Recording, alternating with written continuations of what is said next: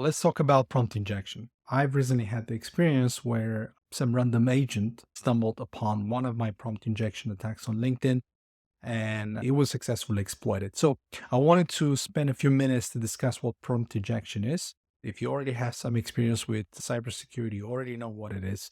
But for those of you who don't know or you don't have this sort of experience, this will be a useful presentation and also help you build more robust agentic systems. So first of all, let's cover what is a prompt injection and what is a prompt. So in the context of AI systems or large language models, prompt is basically the first message. It's also known as the system message or developer messages as they're known right now. And effectively, this is the instructions to the bot. So the instruction to the bot will have some kind of information attached to it, maybe a greeting. So in this case, we have simply hello. We have perhaps the name of the user, exclamation mark, and then followed by some custom message here. And so after the prompt, what follows is the user message and the bot message. The prompt itself is the most important message in the conversation. This is the message that is effectively setting up the scene. This is the message that has the highest importance when training the large language model. And as a result of that, any information that goes in is going to have a very big effect on the performance of the system. Prompt injection occurs when this prompt effectively contains data that is controlled by the attacker. If an attacker can simply insert some data inside the prompt, and this is the example where the attacker injects, instead of their name, they just simply put their name, but also they put some additional rules. That information essentially gets in, and that's how they inject it. There's many ways this can happen. So once the attacker injects that sort of string inside, what happens is that the final prompt is going to look like something like this. And in this case, we have still the hello message. We put the name inside. It's followed by additional instructions.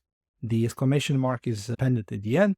And of course, everything else is the same. But as you can see, we have fundamentally changed the rules of what the prompt is supposed to do. Or in other words, now we have injected.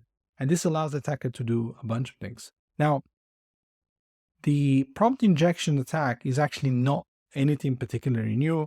It's part of a class of attacks that has been in existence for at least 25, 30 years.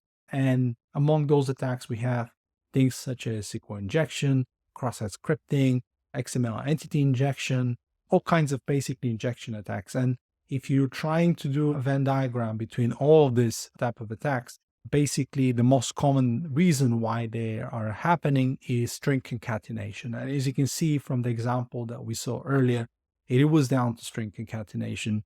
One of the hardest things about programming, I would say, is string concatenation. And so it's very important to basically make sure that you are only inputting data that is fully sanitized, or if possible, don't input it at all. In the wild, the reason these type of attacks are now more proliferated, and they're pretty much everywhere. If I see an agentic system, I know it's injectable without me even trying. I can definitely make it do things that it's not supposed to. And the reason they're injectable is because they're built with tools that are, although quite powerful, they're arguably also immature. And this sort of attacks are not well understood or known by the people who build that type of agentic systems. So here we have an example, like a diagram, the kind of diagrams that you might have seen for certain tools. I'm not going to name them here, but the idea is that you have some kind of a node that has an output that goes into an input for another node that goes into an output, then goes into an input to an agent. And inside the agent, we do some string concatenation to construct the prompt. That's a very common thing. It's pretty much in every diagram that I've seen from such tools. It happens everywhere. And what happens is that if an attacker can input some data on any part of the journey here, this could be a random data from the internet, this could be a little excerpt that I put my LinkedIn profile, or it could be just anything that potentially can get into that prompt. This means that the entire workflow here that you see is basically vulnerable to attack because the attacker can invoke any of those tools now because they control the system prompt. Now, the question is, how do we defend against this sort of attacks? And it's not like a one simple thing or it's a one simple solution.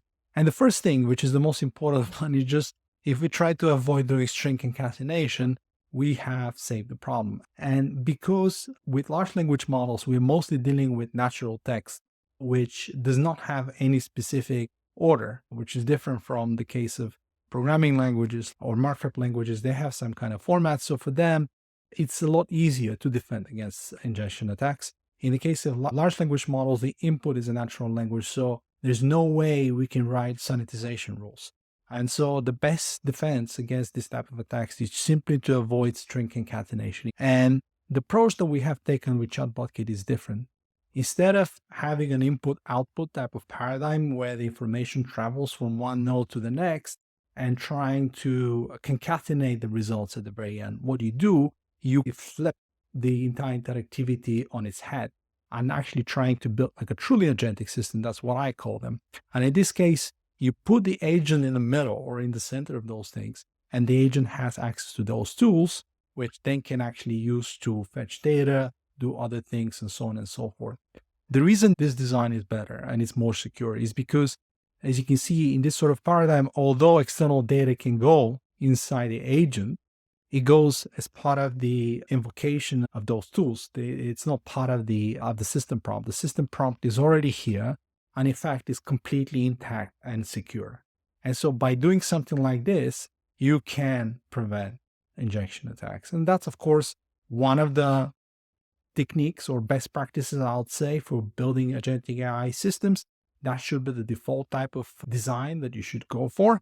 And when you need to do string concatenation, just consider avoiding it. If you can't avoid it, then you need to find ways to simply ensure that the data that you're inputting in is trusted. So maybe you want to sanitize it, maybe you want to shorten it, maybe you want to do all kinds of other pre-processing before inputting data into your systems.